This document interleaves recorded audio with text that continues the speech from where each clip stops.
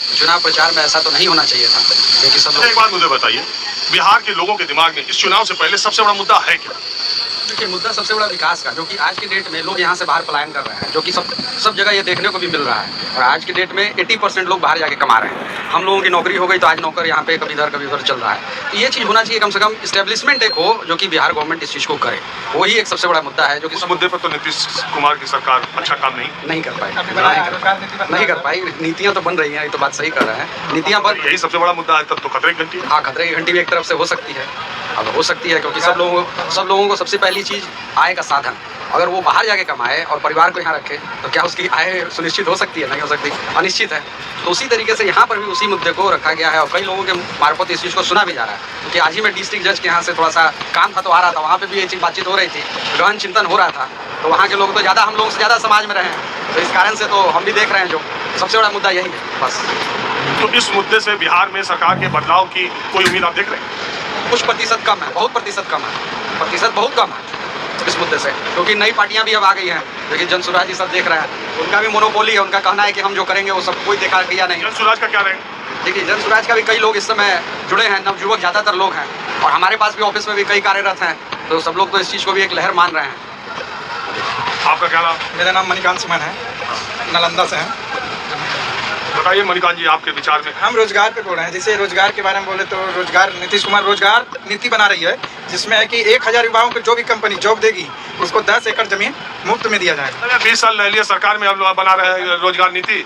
धीरे धीरे काम होता है, धीरे 20 साल में हर क्षेत्र में बिहार में विकास हुआ। 10 साल में कहते हैं कि घोड़ा का तकदीर बदल जाती है। अब आप बता रहे हैं कि 20 साल रह के अब जो है रोजगार नीति बना रहे हैं। देखिए, जॉब मिल रहा है ना, यहाँ के स्टूडेंट को जॉब मिला। इतने स्टूडेंट ही जान रहा। हाँ, मिला है ना। फिर 1-1.5 लाख वैकेंसी आने वाला है टीचर में, 1,20,000। उसी का एग्जाम हम सब स्टेट देने आए हैं मुजफ्फरपुर। स्टेट के बाद जल्दी स्टेट के बाद फिर निकालेगा बीपीएससी TRE-4। आपके हिसाब से युवाओं के बीच में किस पार्टी की, इस नेता के लिए ज्यादा, किस गठबंधन के लिए माहौल है? हम मेरे अनुसार तो जदयू नीतीश किए हैं ना। गलत को बचाएंगे नहीं, सही को फंसाएंगे नहीं। उनका ये नीति है शुरू से, सुशासन की सरकार कोई रहे चाहे। आप मोकामा के बारे में बोले, देखिए जो भी हुआ उसका परिणाम कुछ दिन बाद पता चली गया, इसलिए इनका सरकार में ऐसा कुछ नहीं होने वाला। अच्छा, मोकामा की घटना का और जगहों पर कोई असर है? ऐसा कुछ नहीं पता है। आप बताइए। मैं जितने दिन से देख रहा हूँ, मैं 99 से पटना में रह रहा हूँ और गांव में भी रहता हूँ। अभी तक जो ओवरऑल राजधानी से लेकर ग्रामीण क्षेत्र तक जो भी मैं देखा हूँ, 30% लोग ही सरकार की गुणवत्ता को समझते हैं, और जो 70% लोग हैं शहर से लेकर के ग्रामीण क्षेत्र तक सिर्फ अपने जाति और अपने जो काम धंधा में सपोर्ट करने वाले लोगों को ही सहारा देते हैं। उनको सरकार से कोई मतलब नहीं है, किसकी सरकार है नहीं है, सेंट्रल में किसकी है, गांव में किसकी है।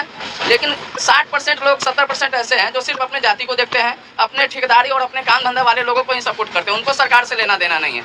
30% 40% लोग ऐसे हैं जो सरकार को गुणवत्ता को समझते हैं, कुछ नहीं सफल होते हैं। यही है बिहार की जो दशा चल रही है, यही है। हम लोग एक दूसरे पे आरोप लगाते हैं कि वो उनका राज्य में ऐसा है, उनका राज्य में ऐसा है। अरे आज के जनरेशन है, अगर मेरे बाप दादा नहीं पढ़े, उनको नौकरी नहीं मिला, हमारे बच्चे लोग, हम लोग पढ़ रहे हैं, उनको नौकरी मिल रहा है। आप मुगल राज से, ब्रिटिश राज से आज के डेट में कंपेयर करोगे तो ये चीज़ नहीं है। आज 2025 है, 2025 में सब कुछ तरक्की होना आम बात है, ये कोई बड़ी बात नहीं कि हमने किया, आज सबके लिए है। आज हम मोबाइल चला रहे हैं, जो भी कर रहे हैं, तो 2025 में ईजी है। ये कोई नहीं है मेरा उपलब्धि नहीं कि मैंने किया उसने नहीं किया। उस टाइम एक अलग था, जो समस्या था, जो भी था, लेकिन आज पैसा है, इनकम है, सोर्स है, तो क्यों नहीं डेवलप करेंगे? तो इस चीज़ को लोग मुद्दा बताते हैं, हमने ये किया, हमने वो किया। ऐसा नहीं है। आज को जो दौर है उसके हिसाब से सब लोगों ने मिलकर कुछ किया, पहले के लोगों ने बहुत कुछ किया। आएंगे जो सरकार, ये रहे कोई और रहे, जिंदगी भर हम नहीं रहेंगे, आप नहीं रहेंगे, ये सरकार नहीं रहेगी। जो भी सरकार रहेंगे वो इससे भी बढ़ के करेंगे। आपको लग रहा बदलाव होगा?